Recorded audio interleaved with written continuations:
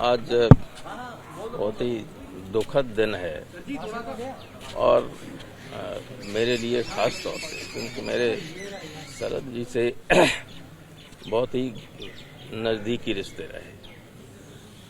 जब 86 में वो राज्यसभा में आए थे तो मुझे याद है कि नेताजी ने कहा कि वहाँ इटावा में वोट बनवा दो, क्योंकि उस वक्त जिस राज्य से आना है उसी राज्य का मतदाता होना चाहिए।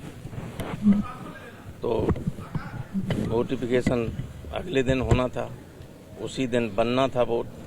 खैर एसडीएम के पास में गया तो उन्होंने कहा कि इसमें प्रक्रिया में बहुत टाइम लगेगा। मैंने कहा शरद जी को तो राज्यसभा में भेजना है, इसमें कुछ जो कर सकते हो तो करो। तो उन्होंने कि तो आप मत कहिए कि वोट नहीं है।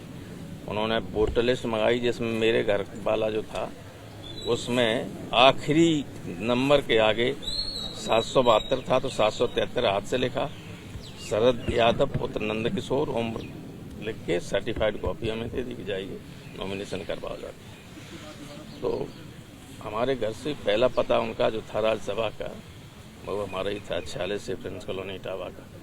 और इसके अलावा ये आप जानते हैं कि हिंदुस्तान की राजनीति में ऐसे संघर्षशील लोग हैं ही नहीं। स्टूडेंट लाइफ में आप में से बहुत लोग पुराने लोग जानते होंगे कि शरद जी के सारे हाथ पैर पुलिस ने तोड़े।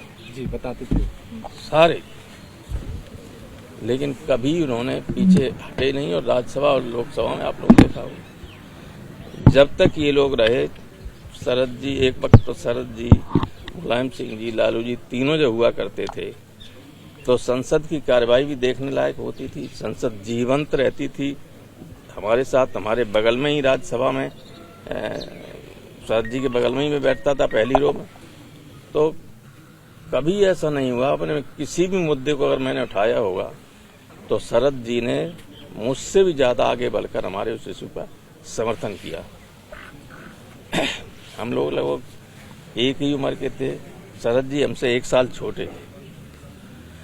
लेकिन दुखद है, देश की राजनीति में इस तरह के संघर्षशील लोगों की बहुत जरूरत है, जो अब कम ही होती जा रही, क्योंकि इस वक्त कोई हिम्मत ही नहीं कर पा रहा है। तो जो हिम्मत करने वाले लोग थे वो धीरे धीरे जा रहे हैं। ये देश के लिए बहुत ही दुखद बात है और पूरे समाजवादी परिवार के लिए, सोशल जस्टिस के लिए सर्वाधिक संघर्ष करने वाले शरद जी ही थे। तो इस तरह के लोगों का जाना देश की बड़ी आबादी के लिए भी बहुत